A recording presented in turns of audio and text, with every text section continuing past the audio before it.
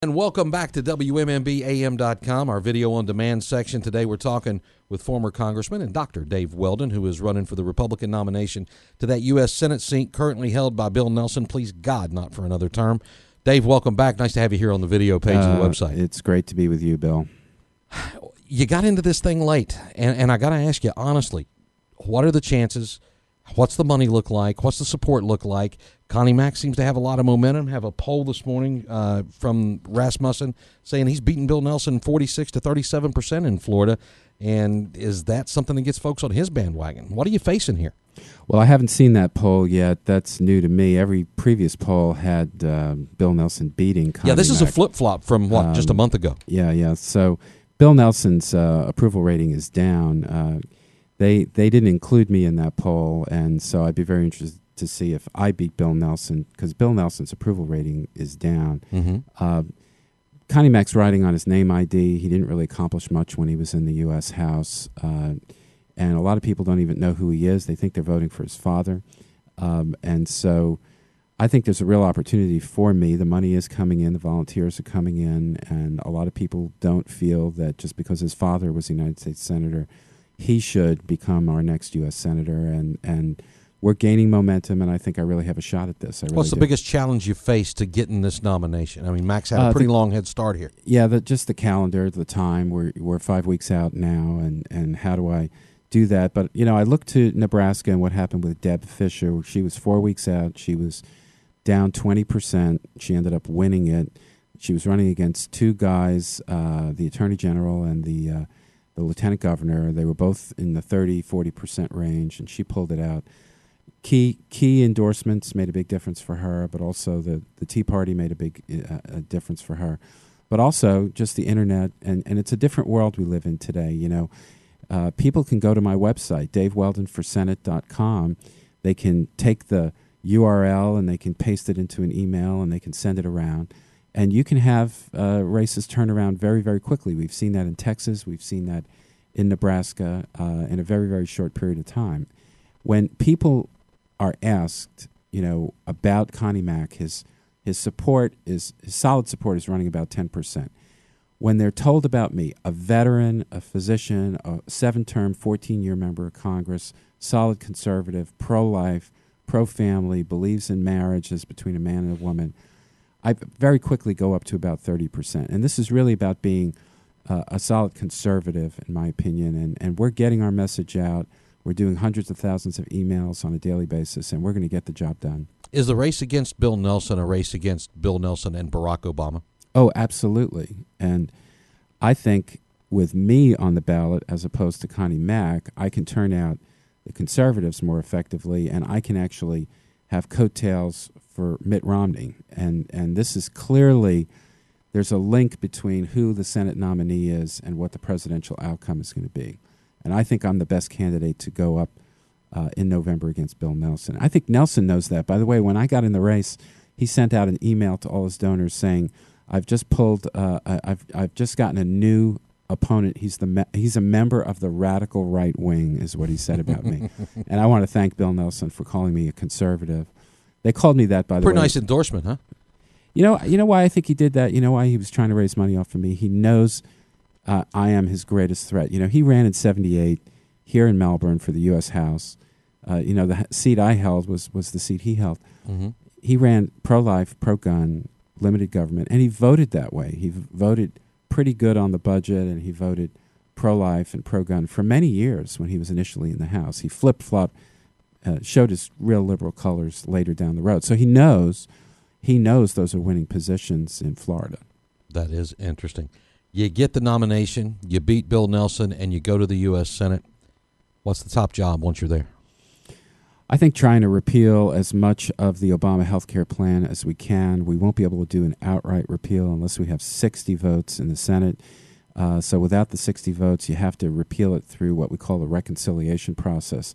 And you can dismantle it and repeal a lot of it in reconciliation, but it's much more difficult. It takes more time, and that's probably the number one issue, for no other reason than the fact that the small business community is not hiring people because they don't know what their health care costs are going to be in 2013 and 2014. You hire somebody today, and you think, the cost to insure that person, their health insurance, is going to be $7,000 or $5,000 a year, you may find out in 2013 and 2014 it's costing you $9,000, $10,000, $11,000 a year, thanks to Barack Obama and his health care bill.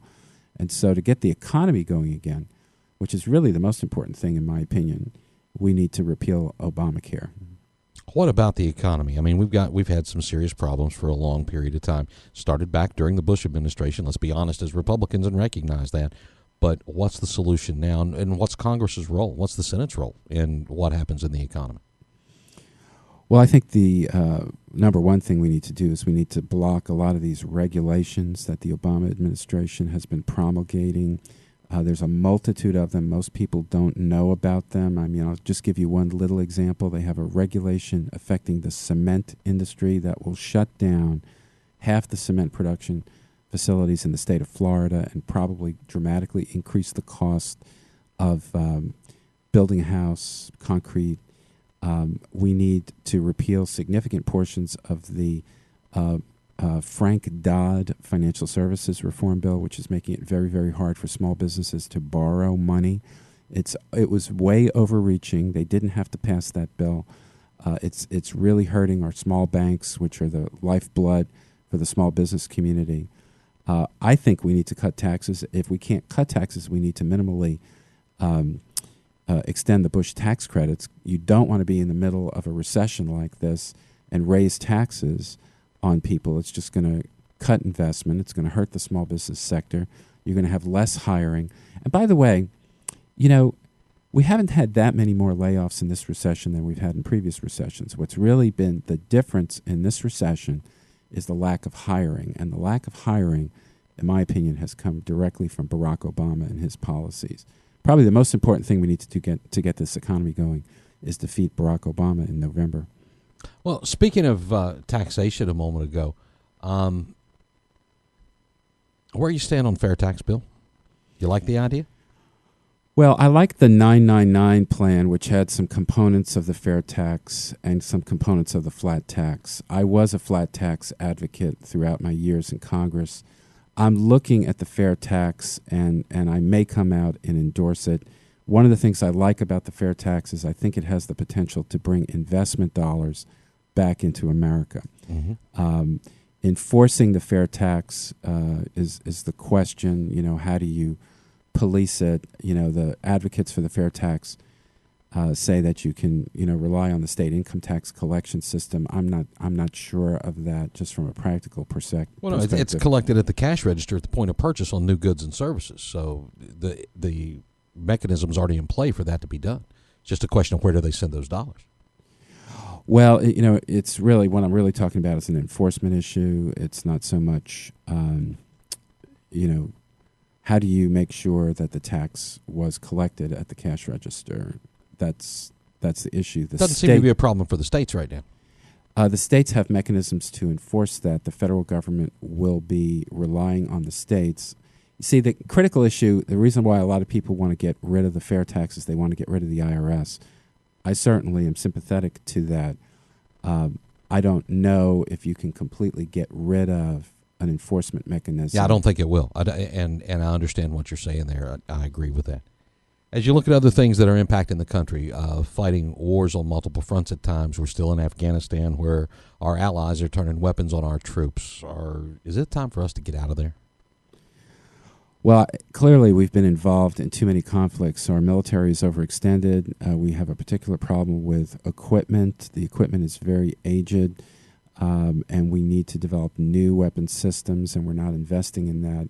And what's preventing us from doing that is all these years in Iraq and Afghanistan, and we need to, I think, diligently try to avoid getting into any more overseas conflicts to the best of our ability. We seem to be successfully extracting ourselves from Iraq.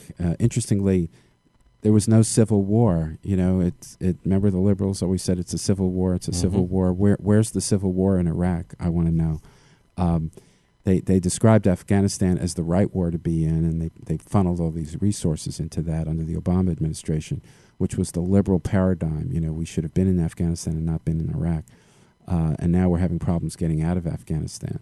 I think we do need to get out of Afghanistan, and I think we should be very careful about ever committing ground troops, particularly anywhere in the Middle East in the years ahead. All right. Dave Weldon, what do you want to leave this audience with at WMMBAM.com? Go to my website, daveweldonforsenate.com. You can volunteer. You can sign up for a contribution. There's a contribution button.